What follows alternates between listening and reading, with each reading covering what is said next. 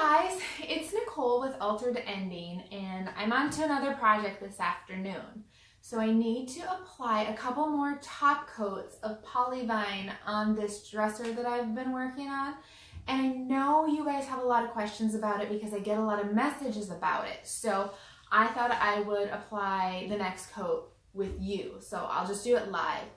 So I'm using a microphone on this. Can you please let me know if you can hear me? Because I don't normally use a microphone, but I got one free with my light, so I decided to give it a shot. So let me know if you can hear me, because I don't want to go on if you can't hear me. All right. Can you hear me all right? Somebody type something in so that I know. I don't want to start talking and get into a lot of details if you can't hear me. All right, Michelle can hear me? Okay, I think we're good. All right, so Polyvine is my favorite top coat. That's no secret. You all know that. You know I use it on almost every single thing that I paint. So it is a wax finish varnish, all right? And it is water-based. So I usually apply several coats, more coats on the tops of pieces or things that I think are going to get a lot of use and have a lot of contact. People will be setting things on there, maybe moving things around on there. So, hey Karen, hey Vicky. All right, so it's water-based, which I love because I can wash out everything that I use with it.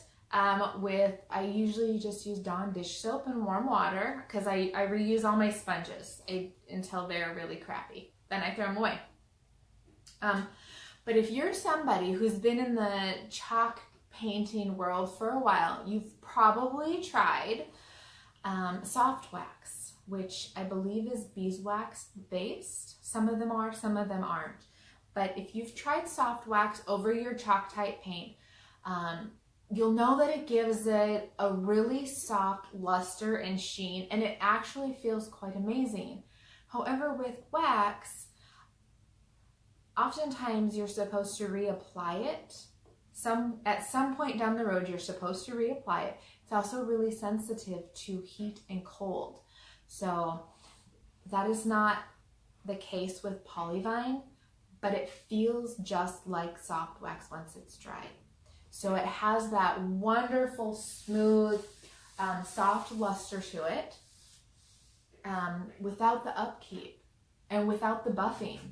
I don't sand, I don't buff, nothing. I apply it, I let it dry, and I reapply. So, and I will tell you that sometimes I reapply it as soon as 30 minutes after my previous coat, but that's also in a garage that's heated. So you probably should follow the instructions for that. All right, so the things that you can use to apply it. I've never used a brush, but you can use a brush.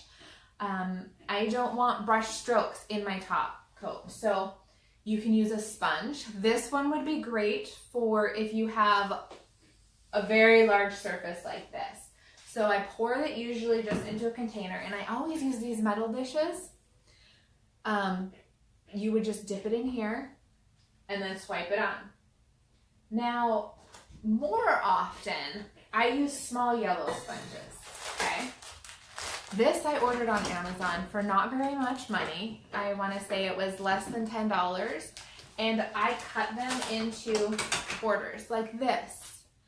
And when I cut them into quarters like this, I dip them into the Polyvine and I apply it like this, okay? That is how I do it. This is another sponge that I really like. The yellow sponges are from the auto detailing section. They're for like when you're waxing or cleaning, scrubbing outside of your car. This one I really love. It was much bigger. It's been cut. It has a gray on one side, but I don't ever use that. I use the soft yellow side, and that works really well to just, I like it, I think, because it has almost like a little handle on it. But you can cut your sponges. Just make sure you're not using a sponge that's already chemically treated with something, because you don't know how that's going to mix with your top coat. All right, I always use a glove because it is a wax finish varnish and it does not feel very nice when you get it on your hands and it's hard to get off. So Does anybody have any questions before I get started? You can order it on Amazon. You could probably go to their website and see who sells it. If there's somebody close to you that retails it. Any questions? Should I just get started? All right, let me get everything off of here that I'm not going to use.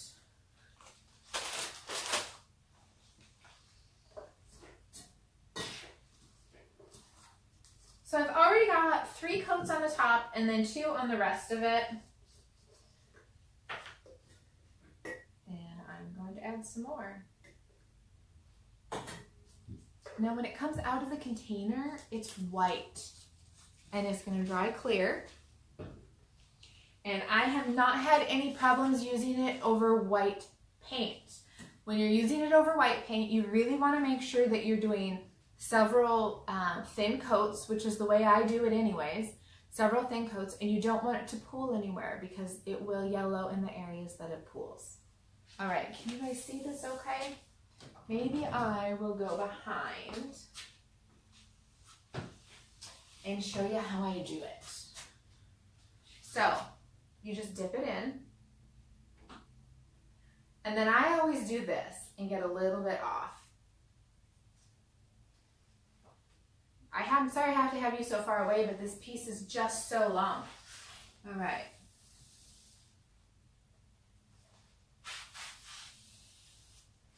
Then I go back over it to smooth it all out.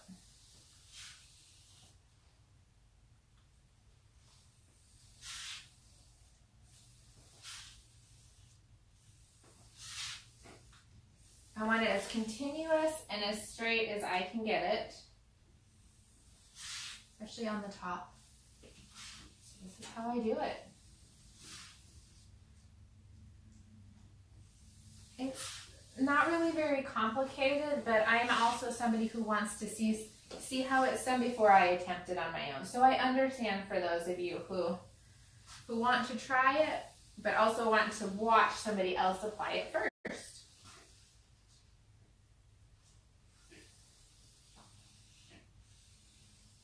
If you were going to use this on top of, say, a dining room table, you would probably want to use 2 different sheens.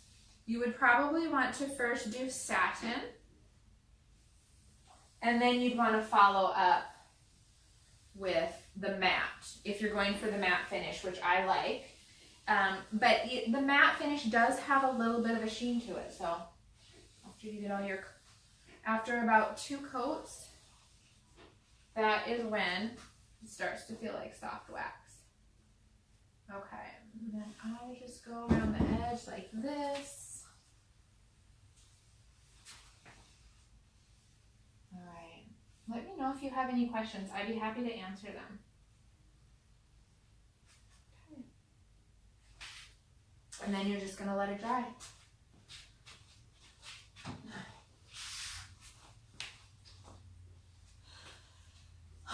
I do several coats.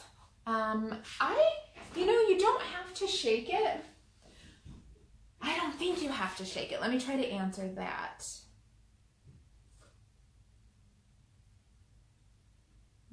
Silky wax feel, easy to apply in 1 coat. Brushes wash in water. I always do several coats because I don't feel like you get the full effect and the full that silky wax feel. I don't feel like you get that until after 2 to 3 coats. Let's see. It doesn't say to shake it, but I always do this. I don't know, just because sometimes it sits for a few weeks between my applications. So I'm wondering what it recommends. Let's see. I'm not seeing it on here. Drying time 1 to 2 hours. Recoat time, they're saying 4 hours.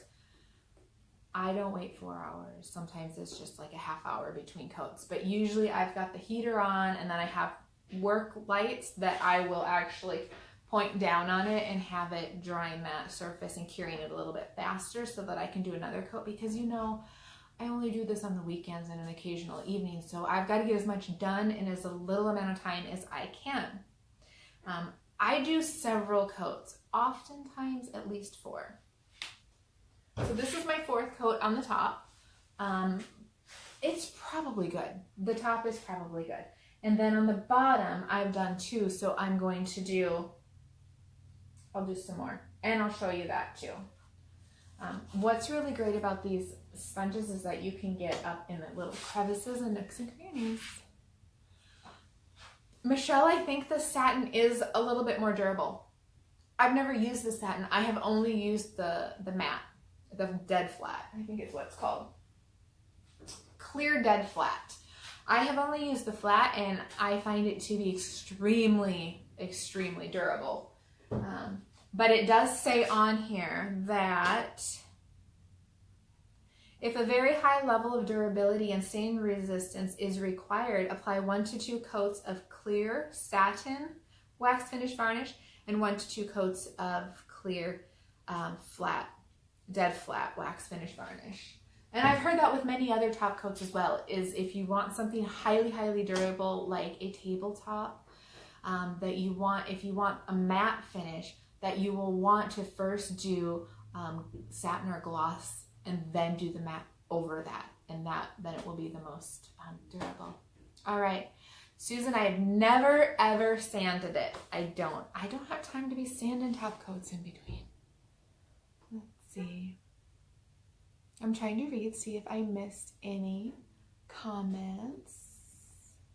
So yeah, Michelle, it does look like it is more durable, the satin. Okay, so I'm gonna go down. I'll point you down here, and I will do these. And it's just so easy to do with a sponge to get down in the grooves.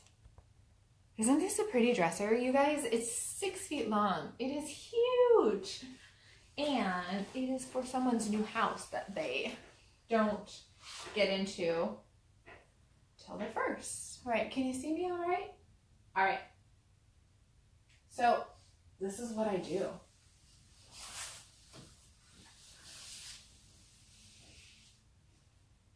It is easy. It is not complicated. Typically, I will remove the drawers. I'll tell you that. Typically, I do. That way, nothing gathers in between. But as soon as I get off of the video, I will open them up and wipe off anything that's gotten in there. So.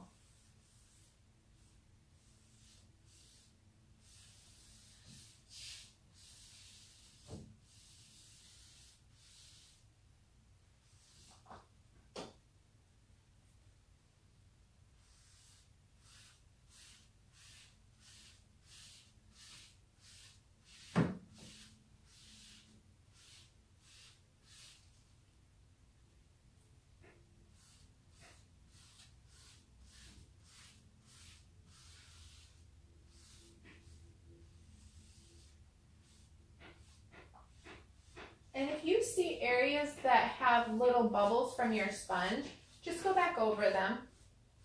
Just lightly go back over it.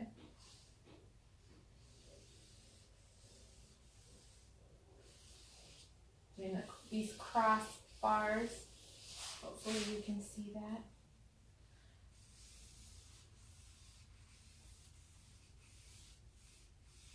You can feel on your sponge when it's wet with the Polyvine.